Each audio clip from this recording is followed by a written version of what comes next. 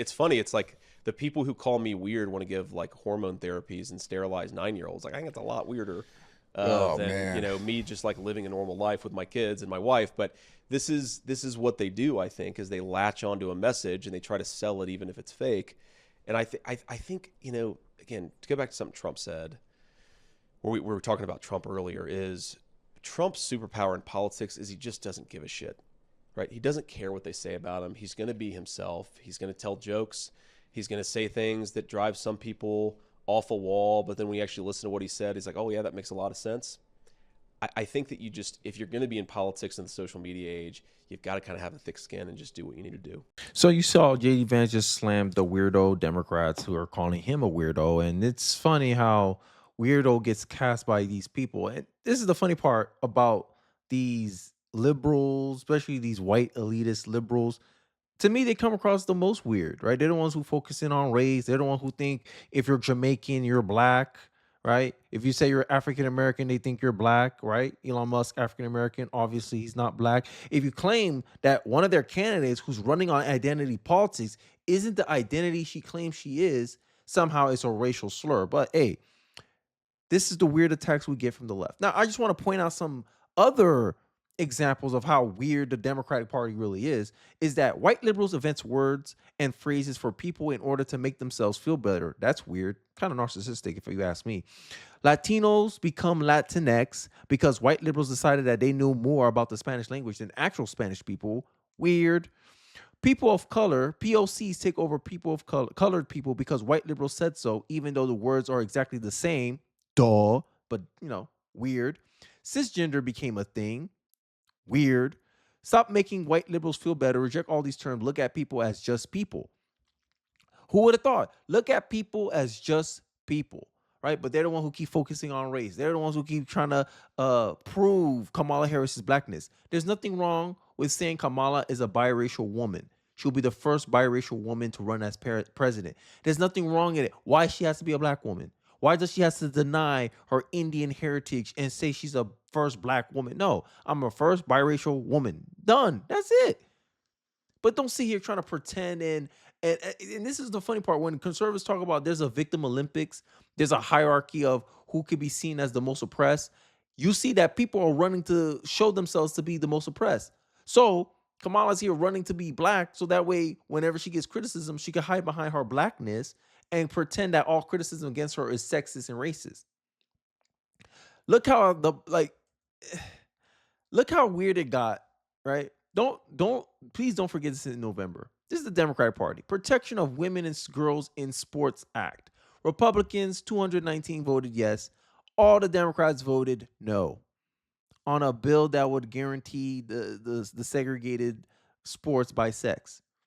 I think most people will support the fact that say, hey, you let biological men compete against women. And we saw it firsthand. If you let these ideas play out, right? A woman, apparently with a Y chromosome, makes you more of a man than you're a woman. But hey, whatever, we'll go with it. Saw how they just beat the hell out of these women in Olympic boxing, but we still got to continue on. But the left doesn't find that weird. Look at this clip of this. I always love playing her clips because I think she makes a lot of sense, and I think she speaks to a lot of what middle of the road, more center Americans actually see this stuff, is that the Democratic Party actually sees normal people as weird. This is my argument, but let's hear this lady from the clip and see if you come to the same conclusions that I do. Let's take a look. To you and your viewers why they're using this weird language. If you look at Donald Trump and JD Vance just on policy, okay? Every issue that Donald Trump is running on has 65% or more support among the American people. He supports abortion up to 15 weeks, like 65% of Americans. He supports gay marriage, like 65% of Americans. He supports unions, like 65% of Americans. He supports mass deportations, like 65% of Americans, okay? This is a man whose platform reflects where the vast, moderate middle of America is at, okay?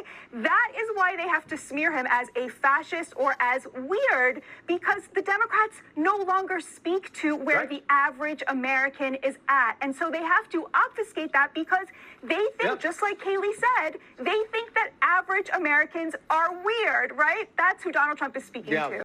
Yeah, that lady spit nothing but facts, right? majority of the positions that Donald Trump and JD Vance pushes, majority of Americans will see, yeah, I can see how you can make that point. And the idea that you'll cast that as weird is dumb. It's just dumb messaging in my view. I don't see it. I don't see how the Democratic Party actually pushed this when you look at their administration, and a lot of them are pretty weird, right? These people leading in with their skin color as if that's the only thing they need to make up for a lack of a personality, right? Those things are weird to me. But enough about me talking about weirdness. I want to focus more on this JD Vance interview with to people I think are like more representative of Gen Z, people who are not so politically involved, and see how they react to some of the things that JD Vance is saying in this interview. Let's take a look. Right. Google is one of their biggest donors. Yep. So And that's public. that's public. Oh yeah. Yeah, that's all Google real. is That's right. the biggest donor to the Democrat Oh, and Party. their employers are Yeah. huge donors of the Democrats. I mean, it's I know friends who work there. I know friends who involved in the tech sector. Google is a straight up insane company. The people, the senior leadership, the people who run the search algorithms, it is effectively a left wing propaganda machine. And there are all these other. I agree. And also for the fact that Google fired, I believe, an engineer that gave with data, stats, facts, listed out a good argument for why women make less in general in the tech field, and he got called a sexist for it and got fired. Imagine that. And then they did an audit. Google did an internal audit, and they found out they were they're not overpaying.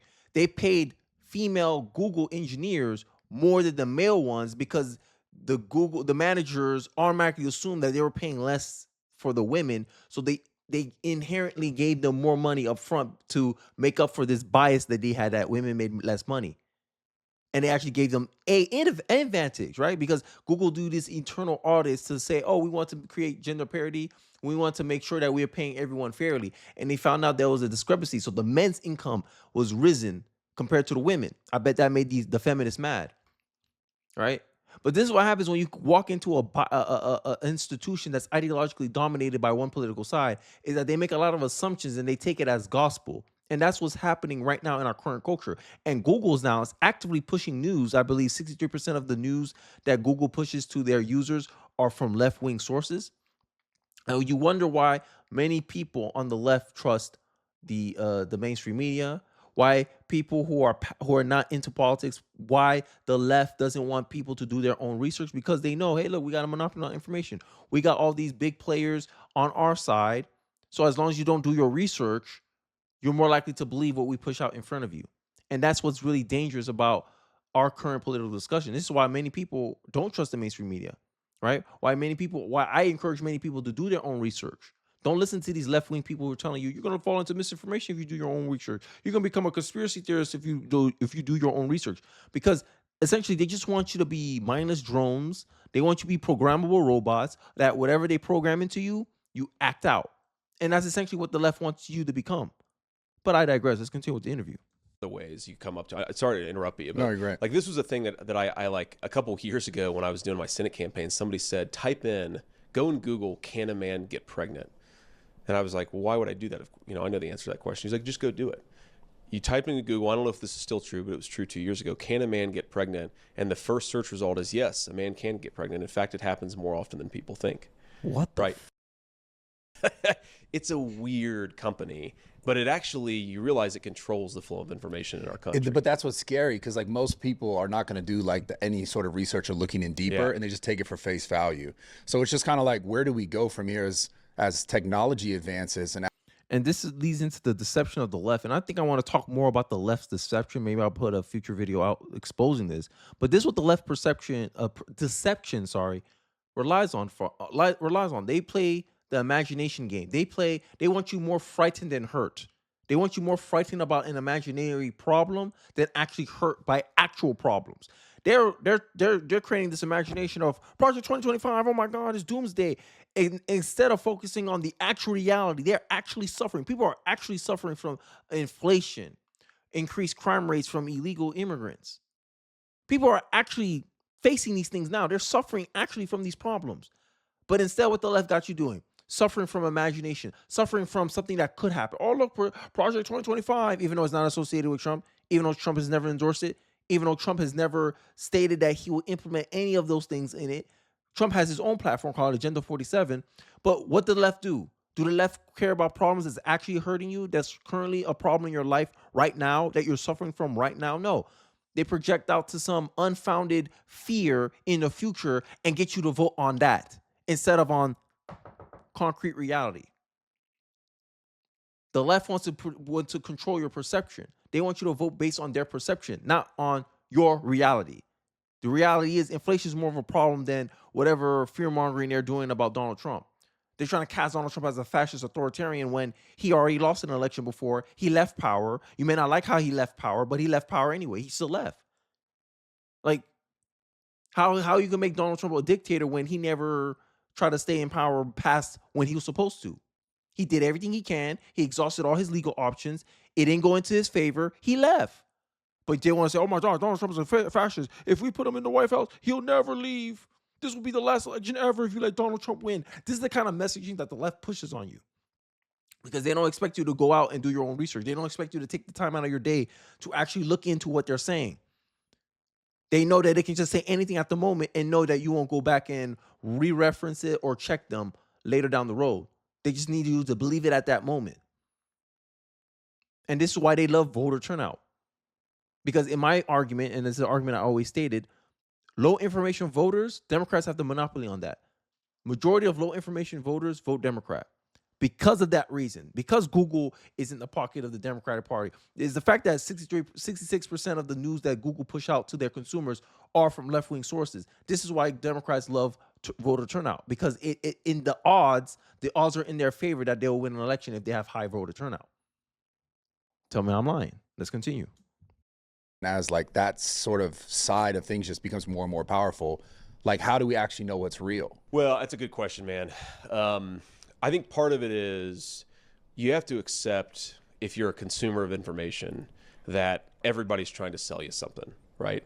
And you can't just assume because you go in and Google something it's true. And you can't assume because you go and watch something at YouTube or go and watch something, I mean, even a Rumble, like I agree. You have to sort of think for yourself. And you have to assume that somebody's trying to filter their own bias and put it into something that you're consuming. And this is why I believe I'm more credible than MSNBC, Fox News, because I let you know what my bias are. So you already know to be weary of where I'm coming from. You already know where I'm coming from objectively. Hey, Kenny's coming from the right. Kenny's looking at it from a conservative point of view. Kenny's basing this off of his personal experience. But Kenny's argument is that's what everyone's doing. Whether they have a fancy prompter on MSNBC, they got $1 million equipment taking their videos, or they got a $115 camera taking their videos. It don't matter. All of us got bias. And Kenny's saying that I have to filter out the biases. Now, Kenny's showing me, hey, this is the clip I'm referencing. Kenny shows all his references for the most part, or tells you, makes his stance known so that way you can fact check it, or you can Google it, or whatever you need to do to validate my claims. And I just need a counterexample, right? That's all I'm really doing. But my argument is, like, who wants you to be more informed? Because my argument is, I want you to be an informed voter, because I believe if you're a more informed voter, you're more likely to vote along the lines that I'm voting on once you have all the information, or you have more information than you do now. But the other side, the left, they're trying to actively censor information. They try to actively keep information from you by labeling the person, saying he has mega talking points, aka labeling you, labeling the dissident, labeling the alternative view, so you don't go and look at their side. Oh, look, you believe that? You're a racist. Oh, you think illegal immigrants actually hurt the Black America? Oh, you're a racist if you think that. But if you do the research, you'll see, oh yeah, since the U.S. Civil Rights Committee did a study on this in 2008, and they showed that illegal immigration hurts the job opportunities for Black people. It economically hurts Black people. It economically hurts people in poor areas, which disproportionately is Black. That's if you do your own research. But if you trust the mainstream media, oh, no, that's racist talking points. That's white supremacist talking points. You shouldn't listen to that. They fearmonger you. They scare you from not looking for the information. And this is the game that the mainstream media has played. And you don't find that weird? I think I'm ended there. I don't want to talk too much about it because I don't want to get copyrighted. But also, I'll leave the link in the description below for the full interview if you guys want to watch it for yourselves. I think it was interesting. I think JD Vance come across very knowledgeable here. I think the way they respond to him, I think that's how most people will respond to JD Vance if you actually got the time to sit there and talk to him or hear him listening in a more calmer setting. But if you only listen from the mainstream media, you have a different perception. This is my problem. The media doesn't care about informing somebody about who JD Vance is. They care about more about creating a perception, creating an imagination, the imagination of JD Vance. And they want you to hate him based on that. Not instead of basing on him actually sitting down and hearing his actual thoughts in a more just a personal setting. And I think I think this is why alternative media is taking off because it gives us an insight of seeing someone as an actual human being instead of some caricature made up by some biased news network somewhere in New York. But I digress. Let me know your thoughts in the comment section below. Do you agree with me? Disagree with me? I'd like to hear it all in the comment section below. Don't forget to like, comment, subscribe, and I'll catch you guys on the next one. Peace.